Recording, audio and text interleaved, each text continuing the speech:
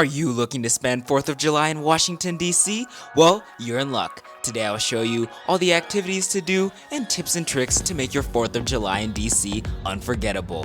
Let's get started. My first tip is how to get around. The most efficient way to get around DC on 4th of July is going to be the Metrorail. The best part about it is from 5 p.m. until midnight, it's completely free, so you can go where you want, whenever you want in those 7 hours. So make sure you use the Metrorail, as it's also going to be the best way to get to the National Mall for fireworks. For your first activity of the day, I recommend you go to the National Independence Day Parade. One cannot come to DC on July 4th without going to the parade. The parade begins at 11:45 a.m. and goes until 2 p.m. It's a 1-mile route along Constitution Avenue, starting at 7th Street Northwest and ending at 17th Street Northwest.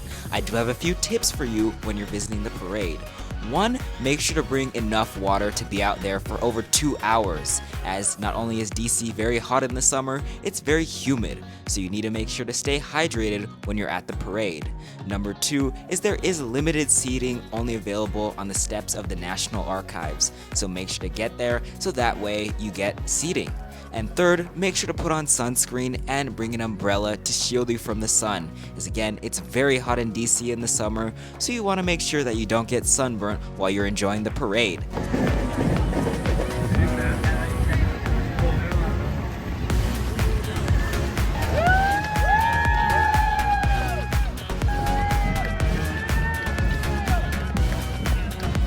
And that's what it's like at the 4th of July parade. Now let's head on to the next activity. For your next activity of the day, I recommend you go to a Smithsonian museum. The Smithsonian museums are great places to go while you're waiting for the fireworks after the parade. I decided to go to the Air and Space Museum, but you have plenty of options. It's nice that they're all free, but you do have to make sure to book a timed entry pass in advance, as the museums can fill up very quickly and they get very busy. Just do make sure to keep track of time, as you want to make sure to get to the National Mall early and find a good spot to view the fireworks. But before we do that, I'm going to show you an alternative to what you can do while waiting for the fireworks show. An alternative to going to any of the Smithsonian museums is to visit DC's monuments. DC is of course very well known for its many monuments and memorials.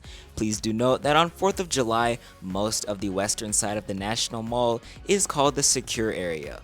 What that means is you can access it from a few different access points. You'll be screened, so make sure you don't bring any prohibited items in the secure area with you. Also, please do note that the area around the Lincoln Memorial reflecting pool is completely closed off on 4th of July, so the fireworks can be set up, and that is where they're launched from. Now I'm going to show you a map of the restricted and secure areas so you can better understand where you can go and where you are not able to go on Independence Day. This map shows you the secure and restricted areas. As you can see, you can only access the secure area from one of the access points marked with an A. To watch the fireworks, the most ideal spot is going to be on the western side of the National Mall. I decided to go to the eastern side, and as you can see, it was still bustling with people. The fireworks begin at 9:09 p.m. and the show lasts for 17 minutes. This was by far my favorite part of 4th of July in DC, so now it's time for us to enjoy the fireworks show.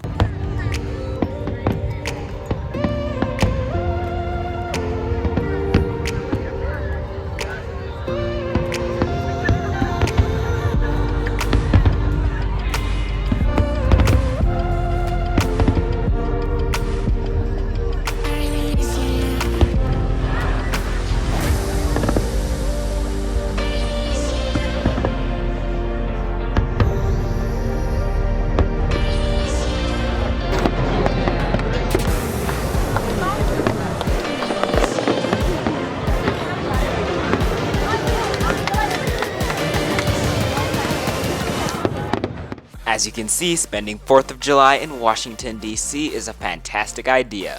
I hope this video was useful to your planning, and I hope you got some insight on what to do on 4th of July in D.C.